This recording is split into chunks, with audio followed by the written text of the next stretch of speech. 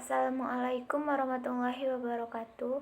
Perkenalkan, nama saya Adinda Trihidayati dari Prodi Matematika.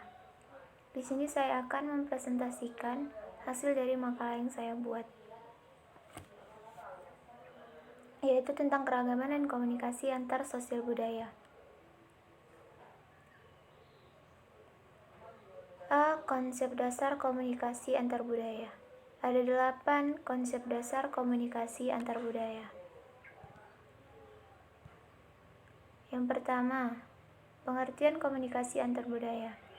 Menurut Alweri, Andrea L. Rich, dan Dennis M. Ogawa, sebagaimana dikutip oleh Arnawati Arbi, komunikasi antar budaya adalah komunikasi antara orang-orang yang berbeda kebudayaan, misalnya antara suku bangsa, etnik, ras, dan kelas sosial. 2. Menurut Guoming Chen dan William J. Starosta, sebagaimana dikutip oleh Dedi Mulyana, berpendapat bahwa komunikasi antar budaya adalah proses negosiasi atau pertukaran sistem simbolik yang membimbing perilaku manusia dan membatasi mereka dalam menjalankan fungsinya sebagai kelompok. Menurut Dedi Mulyana, komunikasi antar budaya atau intercultural communication adalah proses pertukaran pikiran dan makna antara orang-orang yang berbeda budayanya. Menurut Stewart L. Tubb, Sylvia Moss mendefinisikan komunikasi antar budaya sebagai komunikasi antara orang-orang yang berbeda budaya, baik dalam arti ras, etnik, atau perbedaan-perbedaan sosioekonomi. Yang kedua yaitu karakteristik aktivitas komunikasi antar budaya. Karakteristik sebuah aktivitas komunikasi efektif apabila terdapat persamaan makna pesan antara komunikator dan komunikan. Demikian halnya dengan komunikasi antar budaya. Akan tetapi, hal ini menjadi lebih sulit karena adanya unsur perbedaan kebudayaan antara pelaku komunikasinya. Itulah sebabnya, usaha untuk menjalin komunikasi antar budaya dalam praktiknya bukan merupakan persoalan sederhana. Nancy Daniel menyebutkan beberapa masalah potensial yang sering terjadi di dalamnya, seperti pencarian kesamaan, penarikan diri, kecemasan, pengurangan ketidakpastian, stereotip, prasangka, rasisme, kekuasaan, etnosentrisme, dan kultur shock. Yang ketiga, bentuk komunikasi antar budaya.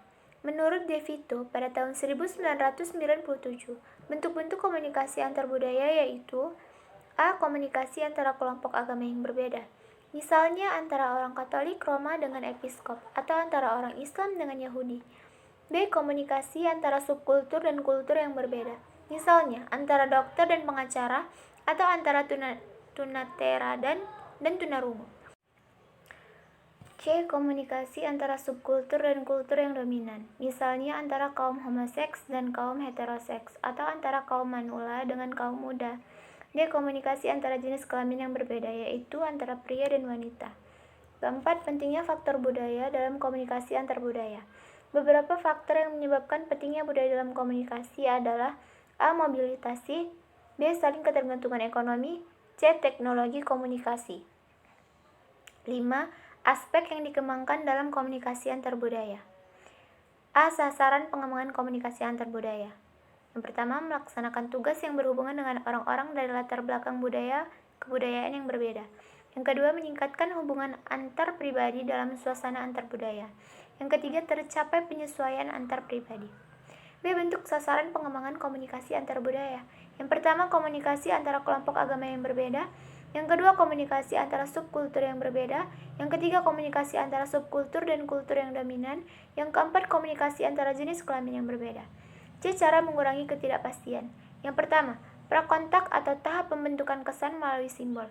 Yang kedua, initial kontak dan impression.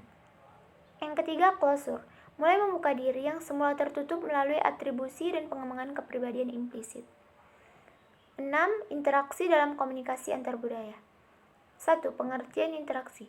Menurut Kamus Bahasa, interaksi adalah hal saling melakukan aksi berhubungan memengaruhi antar hubungan. 2. Interaksi sebagai proses asimilasi. Dalam komunikasi, interaksi budaya adalah hubungan antara dua atau lebih cara pola hidup pada masyarakat mengenai segala bentuknya dalam proses komunikasi.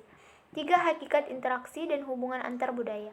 Hakikat interaksi antar budaya adalah mengenai adanya penerimaan dan penghargaan terhadap suatu kebudayaan, baik kebudayaan sendiri maupun kebudayaan orang lain. 7. Komunikasi dan proses simbolik dalam komunikasi antar budaya. Salah satu kebutuhan pokok manusia adalah kebutuhan simbolisasi atau penggunaan lambang. Menurut Susan Kalenger, dalam buku Komunikasi Antar Budaya Suatu Perspektif Multidimensi karya Ahmad Sihabuddin, yaitu kebutuhan dasar yang memang hanya ada pada manusia adalah kebutuhan akan simbolisasi. Fungsi simbol ini adalah satu di antara kegiatan-kegiatan dasar manusia seperti makan, melihat, dan bergerak. Ini adalah proses fundamental dari pikiran dan berlangsung setiap waktu. Prestasi-prestasi manusia bergantung pada penggunaan simbol-simbol. 8. Komunikasi antar budaya dan kebersamaan dalam interaksi.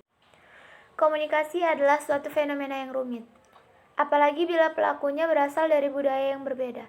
Komunikasi melibatkan ekspektasi, persepsi, pilihan, tindakan, dan penafsiran. Setiap kita berkomunikasi dengan seseorang, tidak diragukan lagi orang tersebut berasal dari suatu lingkungan budaya tertentu, bukan orang yang tiba di ruang hampa sosial. Oleh karena itu, ia dipengaruhi oleh latar belakang budayanya.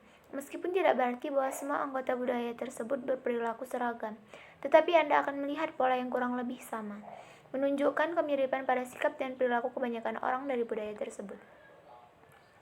B. Model proses komunikasi antar budaya. A. Konsep dasar proses komunikasi antar budaya. Komunikasi merupakan sebuah proses dan interaksi antara komunikan dan komunikator yang melakukan pertukaran pesan secara langsung ataupun tidak langsung. Komunikasi dapat dikatakan hal yang paling krusial dalam kehidupan ini. B. Dimensi proses komunikasi antar budaya. Adapun dimensi dalam proses komunikasi antar budaya, yaitu 1. Komunikasi antar budaya merujuk pada bermacam tingkat lingkup dan kompleksitas organisasi sosial. 2. Komunikasi antar budaya merujuk pada sosial komunikasi antar budaya yang meliputi organisasi, pendidikan, akulturasi imigran, difusi inovasi, dan sebagainya. 3. Berkaitan dengan saluran komunikasi. C. Faktor-faktor yang memengaruhi proses komunikasi. 1. Faktor budaya. 2. Faktor sosiobudaya. 3. Faktor psikobudaya. 4. Faktor lingkungan. C. Etika budaya penduduk urban. Kehidupan masyarakat tergantung dari jenis komuniti di mana ia berada. Masyarakat kota sebagai komuniti, seperti pula masyarakat pedesaan, adalah suatu kelompok teritorial di mana penduduknya menyelenggarakan kegiatan-kegiatan sepenuhnya. Masyarakat perkotaan sering disebut urban community. Pengertian masyarakat kota lebih ditekankan pada sifat kehidupan serta ciri-ciri kehidupannya. Kondisi-kondisi yang diperlukan bagi suatu kota atau urban city ada 6. 1. Pembagian kerja dalam spesialisasi yang jelas. 2. Organisasi sosial lebih berdasarkan pekerjaan dan kelas sosial daripada kekeluargaan. 3. Lembaga pemerintahan lebih berdasarkan teritorium daripada kekeluargaan. 4. Suatu sistem perdagangan dan pertukangan. 5. Mempunyai sarana komunikasi dan dokumentasi. 6. Berteknologi yang rasional. Makin besar kota, makin tegas ciri-ciri tersebut. D. Komunikasi masyarakat urban dengan masyarakat asli dalam. Komunikasi sosial. Dalam tiap-tiap masyarakat ada seperangkat kepercayaan budaya, yang mana sebagian besar menggambarkan budaya implisit dari masyarakat tersebut dan menetapkannya dari masyarakat yang lain. Adanya istilah masyarakat urban, yakni dari teori perubahan masyarakat, di mana Ferdinand Tönnies berhasil membedakan konsep tradisional dan modern, yaitu Gemeinschaft yang diartikan sebagai kelompok atau asosiasi, dan Gesellschaft yang diartikan sebagai masyarakat modern, istilah Björn Stomka. Setelah sebelumnya Weber menegaskan bahwa ia melihat bahwa perubahan masyarakat terlihat pada kecenderungan menuju rasionalisasi kehidupan sosial dan organisasi sosial di segala bidang pertimbangan instrumental, penekanan efisiensi, menjauhkan diri dari tradisi, impersonalitas, manajemen birokrasi, dan sebaliknya. Baiklah, inilah akhir dari makalah yang saya buat. Lebih kurangnya saya mohon maaf. Saya akhiri dengan Assalamualaikum warahmatullahi wabarakatuh.